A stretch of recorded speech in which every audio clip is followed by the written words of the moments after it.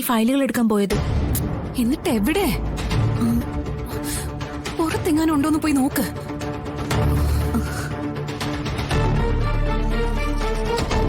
ഈശ്വര,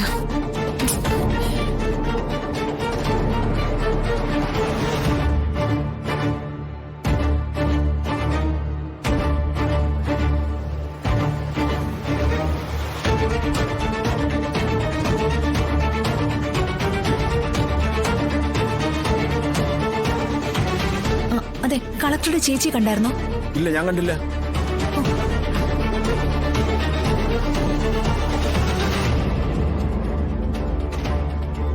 മാഡം, ചേച്ചി ഇവിടെങ്ങും കാണാനില്ല, പോയിന്നാ തോന്നുന്നു.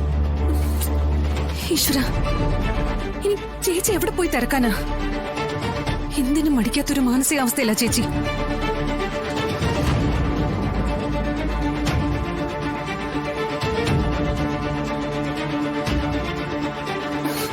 അതുകൊണ്ടാണ് ഞാൻ അനുവിനോട് പ്രത്യേകം നോക്കിക്കൊള്ളണേന്ന് പറഞ്ഞത്. അതിനിടയ്ക്ക് മിനിസ്റ്ററുടെ ഓഫീസിൽ നിന്നും കോൾ വന്നത് മാഡം. ഞാനപ്പോ അതിന്റെ പിന്നാലെ പോയി. ഈശ്വര, ഇനിയിപ്പോ എവിടെ പോയി ഒന്ന് തിരക്ക്. പുറത്തെങ്ങാനും ഉണ്ടോന്ന് ഒന്നുകൂടെ നോക്ക്. നിന്റെ കുഞ്ഞിനെ മേടിച്ചത് ഞാനാണോ? അല്ലല്ലോ. നീ നിന്റെ കുഞ്ഞിനെ നിന്റെ അനുജത്തിക്ക് നോക്കാൻ കൊടുത്തു. അപ്പൊ കുഞ്ഞിനെ ചോദിക്കേണ്ടത് ആരോടാ? അവളോടല്ലേ? അല്ലാതെ എന്നോടല്ലല്ലോ. നീ പോയി ചോദിക്ക്. ചിലപ്പോഴേ നിന്റെ കുഞ്ഞിനെ അവള് വിറ്റ് കാശുണ്ടാക്കിയിട്ടുണ്ടാവും. സ്വന്തം ഭർത്താവിനെ വരെ കൊന്നു പണം ഉണ്ടാക്കിയവളാ അവള്. അവൾ അതും ചെയ്യും, അതിനപ്പുറം ചെയ്യും. നീ ചെന്ന് അവൾക്കെതിരെ കേസ് കൊടുക്ക്. നിനക്ക് നിന്റെ മകളെ കിട്ടണമെങ്കിലേ അതേ ഒരു മാർഗമുള്ളൂ. അല്ലാതെ ഇവിടെ ഇരുന്ന് കരഞ്ഞിട്ട് ഒരു കാര്യമില്ല.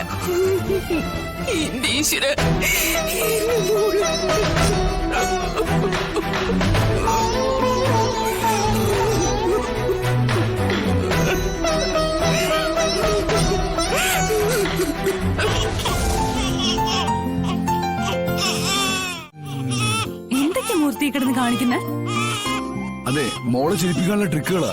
അയ്യോ, വാ മോളെ. അച്ചോടാ, ഇതോ? എന്താ അങ്ങനെ തോന്നുന്നില്ലേ?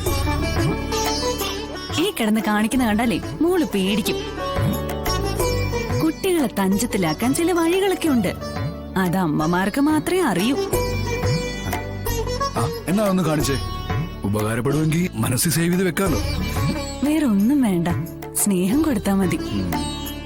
ഇതുപോലെ ശരീരത്തോട് ചേർത്ത് പിടിച്ച് വാത്സല്യത്തോടെയുള്ള ഒരു സുരക്ഷിതത്വം കൊടുക്കണം.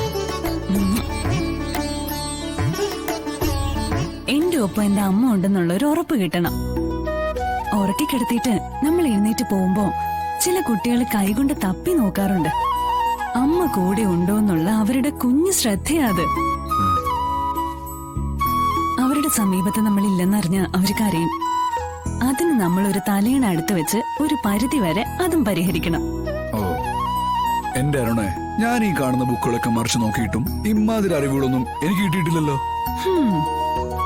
ഇപ്പൊ മനസ്സിലായോ എന്റെ ഉള്ളിലൊരു അമ്മയുണ്ടെന്ന്? ഒരു കാര്യം സത്യ, നമ്മുടെ മോള് നമ്മുടെ ഭാഗ്യം തന്നെയാ. അയ്യോ ചക്കരേ, അച്ഛന്റെ വാവേ. എന്തിടാ? നമ്മുടെ കമ്പനിയുമായി ബിസിനസ് നടത്തിയ പല ക്ലയൻസും വീണ്ടും മടങ്ങി വന്നിട്ടുണ്ട്. വന്നു മാത്രമല്ല, പഴയതിനേക്കാളും 3-4 ഇരട്ടി ഓർഡറാ ഇപ്പൊ വന്നോണ്ടിരിക്കുന്നത്. പക്ഷേ എന്റെ പേടി അതൊന്നും അല്ല മൂർത്തി. ദുർഗേച്ച് വല്ല കടുങ്കയും കാണിക്കൂന്നാ വിശ്വസിക്കാൻ പറ്റില്ല. അതെന്തിന്? നമ്മുടെ മോള് നമ്മുടെ കൂടെയല്ലേ നിൽക്കുന്നത്, നമ്മുടെ വീട്ടില്. അതിന് ചേച്ചിക്കെന്താ? എന്റെ മൂർത്തി, നമ്മുടെ മോളെ ഈ വീട്ടിൽ നിർത്തില്ലെന്നാ ദുർഗേച്ച് ശപഥം ചെയ്തിരിക്കുന്നത്. അതായത് എന്ത് ചെയ്തിട്ടായാലും മോളെ ഇവിടുന്ന് ഒഴിവാക്കുമെന്ന്. പത്രത്തിലും സോഷ്യൽ മീഡിയയിലൊക്കെ നമ്മൾ കാണുന്നില്ലേ, ഇത്രയില്ലാത്ത ഈ കുഞ്ഞുങ്ങളൊക്കെ എന്ത് ചെയ്തിട്ടാ ശിക്ഷിക്കപ്പെടുന്നത്? ഇതുപോലെ ഉണ്ടാവുന്ന ഒരു പകയും വിദ്വേഷമാ. നമ്മുടെ മോൾ അങ്ങനെ ഒരു പത്രവാർത്ത ആവരുത്. അരുണേ, അരുണേ, നീ അതും ഇതൊക്കെ പറഞ്ഞ് എന്നെ കൂടെ ടെൻഷനാക്കല്ലേ? ടെൻഷനാക്കാൻ പറഞ്ഞതല്ല, സമൂഹത്തിൽ നടക്കുന്ന കാര്യങ്ങൾ പറഞ്ഞതാ.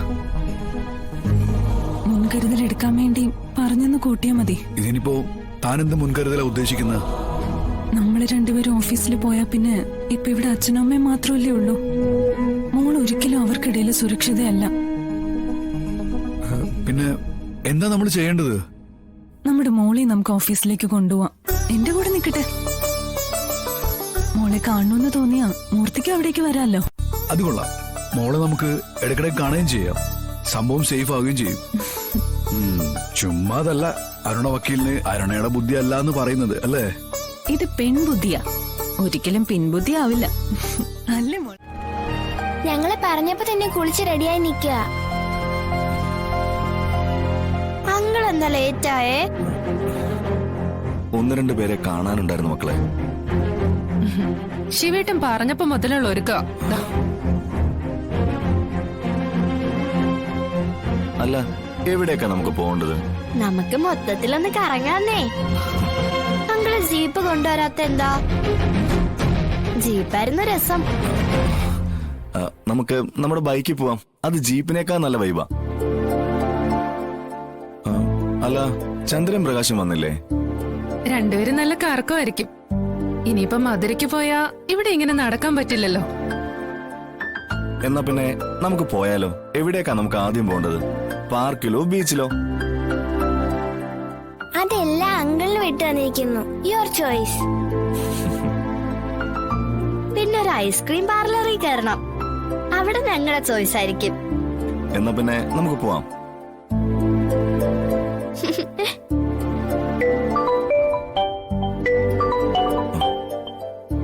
ചന്ദ്രയാണല്ലോ.